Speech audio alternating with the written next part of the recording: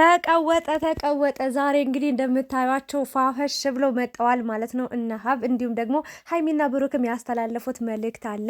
የማን ልደት ነው ዛሬ? ምን ተፈጠረ? ምን ተገኘ? የሚለውን ነገር እንግዲህ በደስታ ፋፈሽ ብዬላችሁ መጥቻለሁ። በመጀመሪያ እንዴት ናችሁልኝ ውዴ ቻናል ቤተሰቦች፣ በያላችሁበት ሰላማችሁ ብዝት ትረፍረፍ ይበልልኝ። ዛሬ እንግዲህ ደስ በሚል ቪዲዮ ነው የመጣውላችሁ።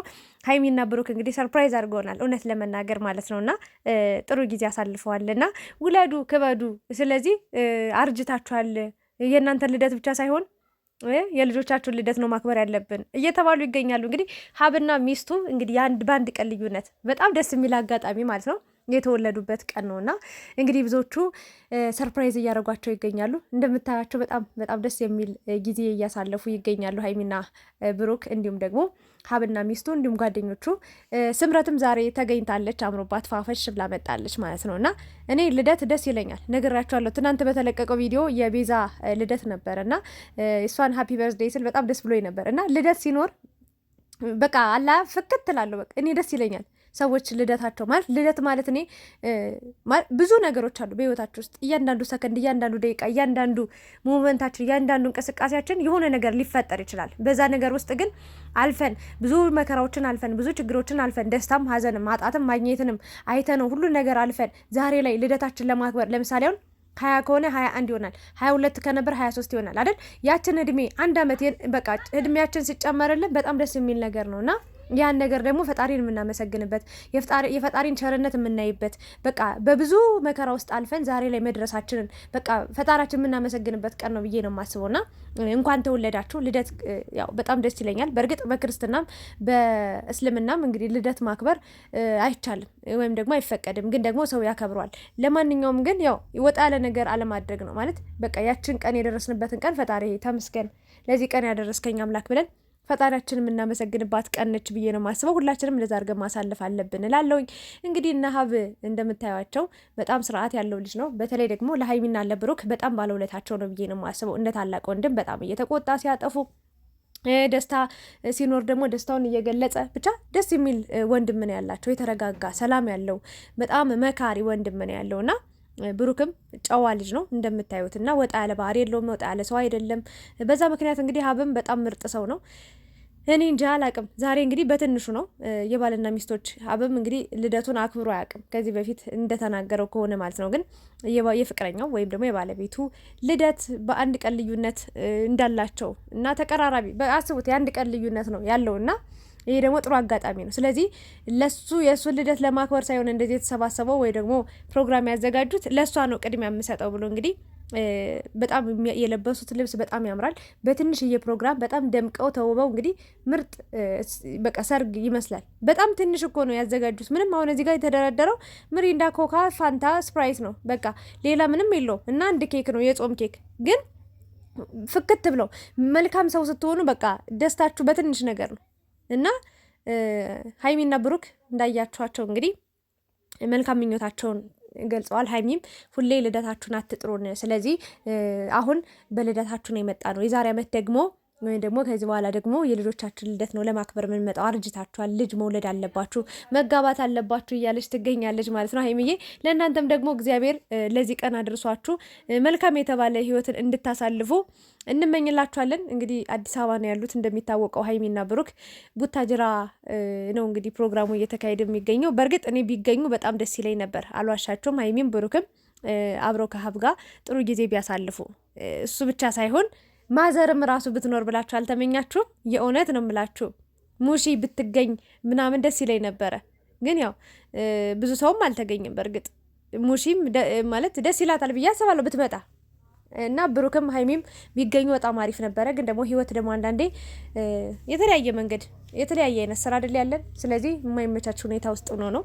ብቻ ግን ዋናው ነገር መልካም ምኞታቸውን መግለጻቸው ነው። አላውቅም ሀብ ለብሩክ ያለውን ነገር ያለውን ቦታ አውቃለሁ። በጣም በቃ የተለየ ሰው ነውና ሀይሚንም በጣም ነው የሚወዳት፣ በጣም ነው የሚያከብራት። ለሷ ልዩ ቦታ አለውና ሚስትየዋም ደስ ትላለች። እውነት ለመናገር እኔ እንጃ አላውቅም። ናታንም እንግዲህ ከጠፋበት ዛሬ ብቅ ብሏል ማለት ነው። ናታን ያው ብዙ ሶሻል ሚዲያውን በደንብ አልተጠቀመበትም ማለት በደንብ እየሰራበት እየመጣ አይደለም። አንዳንዴ በጎን ስራ ካለባችሁ በጣም አስቸጋሪ ነው። ዩቲዩብ ግን እንደምንም ብለ ቢያንስ የሚወዱ የሚያከብሩ ሰዎች የሚጠብቁ ሰዎች አሉና ስርዓት ያለው ልጅ ነው በእውነት። እኔ አንድ ቀን ክፉ ነገር ሲናገር ክፉ ቃል ሲያወጣ አይቼው አላውቅም ናታን ማለት ነው። የእውነት ነው የምላችሁና ደስ የሚል መልካም ልጅ ነው።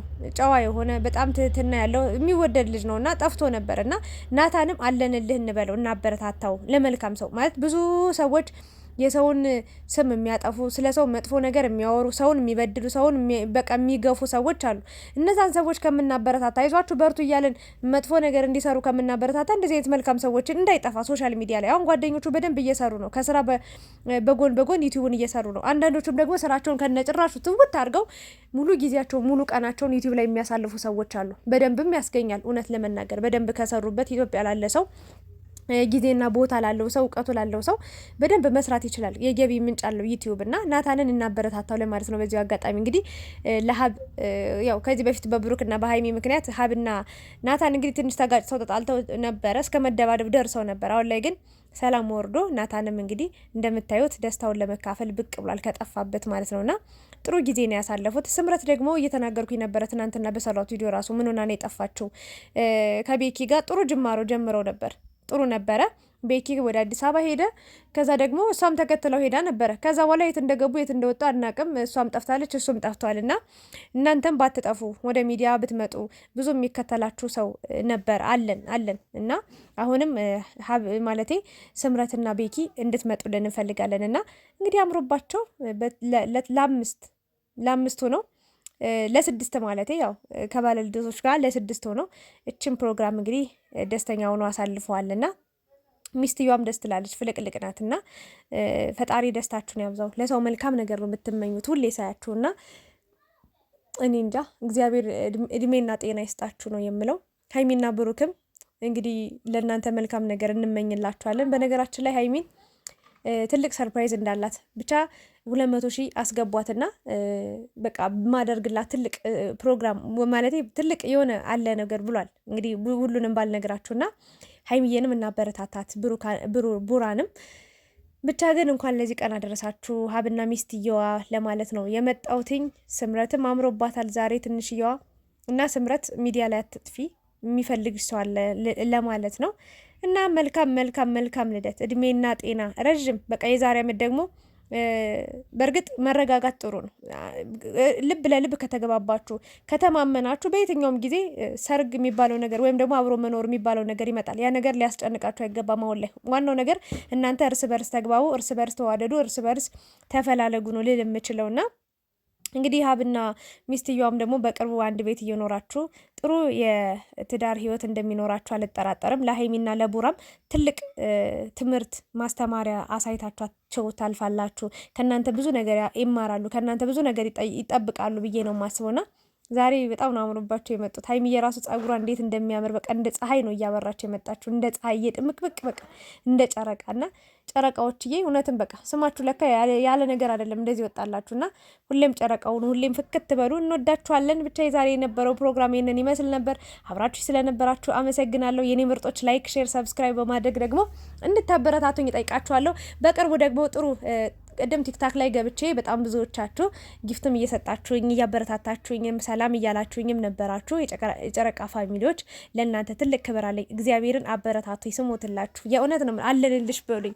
ኢትዮጵያ ስትሄዱ ብዙ ነገሮች ግራ የሚገባችሁ ነገሮች አሉ። እንባ የመጣ እንደዚህ ስላችሁና አለንልሽ በሉኝ። እናንተ ለብዙ ሰው የምትተርፉ ሰዎች ናቸውና ቪዲዮን በማየት ላይክ፣ ሼር በማድረግ ሰብስክራይብ በማድረግ እንግዲህ እግዚአብሔርን እኔ ማለት መጥፎ ነገር የምናገረው ነገር የለም፣ በራሴ የማፍርበት ነገር የለምና እኔ ሰብስክራይብ ብታደርጉኝ ምንም የምትጎዱ ነገር የለም። ለኔ ትልቅ እርዳታ ነው፣ ትልቅ ድጋፍ ነውና በራሴ አይዲያ ደግሞ ለመምጣት እየሞከርኩ ናለው። አንዳንድ ካሜራዎችን ብዙ የሚያስፈልጓችሁ ነገሮች አሉ ዩቲዩብ ስትጀምሩና ሰውም ያስፈልጋችኋል። ያንን ነገር ለማስተካከል በራሴ ስራዎችም ለመምጣት እሞክራለሁኝ። ብቻ አለንልሽ በሉኝ። እስኪ ይሄንን ቪዲዮ እስካሁን ያያችሁ ሰዎች ካላችሁ ከልቤ የምትከታተሉኝ ሰዎች ካላችሁ እስኪ በኮሜንት አለንልሽ፣ እናግዝሻለን፣ በርቺ፣ በራስሽ አይዲያዎችም ነይ ቪዲዮ ስሪልን የምትሉትን በቪዲዮ በኮሜንት ስር አስቀምጡልኝ። የእውነት ነው የምላችሁ፣ ቁጭ ብዬ አነባለሁ። በደንብ ጠብቃችኋለሁ ምን አይነት ኮሜንት እንደምጽፉልኝ እና በራሴ አይዲያ እንድመጣ በርቺ በሉኝ። በቃ አበረታቱኝ። በእውነት ነው የምላችሁ እና እኔም እንደናንተ ስደት ስለፋ የቆየው ብዙ ጊዜያትን በስደት ያሳለፍኩ አሁን ደግሞ ወደ ሀገሬ ገብቻለሁኝ እና ቢያንስ ሶሻል ሚዲያ ላይ ስትጠፉ በጣም ድብርት፣ ጭንቀት ውስጥ ነው የምትገቡት። በጣም ብዙ መከራ አለው። የእውነት ነው የምላችሁ እና አሁን ግን እኔ ሶሻል ሚዲያ ላይ ስላለው ቢያንስ እናንተ አላችሁ። በኮሜንታችሁን ራሱ ሳነብ የሚሰማኝ ልዩ ደስታ አለ። የእውነት ነው የምላችሁ ሳልዋሻችሁ እና እህቶቼ አለንልሽ ካላችሁኝ በራሴ አይዲያዎች እመጣለሁ። ካሜራዎችን አስተካክዬ በቃ ሁሉን ነገር አዘገጃጅቼ እመጣለሁ። ብቻ እናንተ አለንልሽ በሉኝ። ኮሜንታችሁን እጠብቃለሁ በእውነት እና ሰላም አምሹልኝ።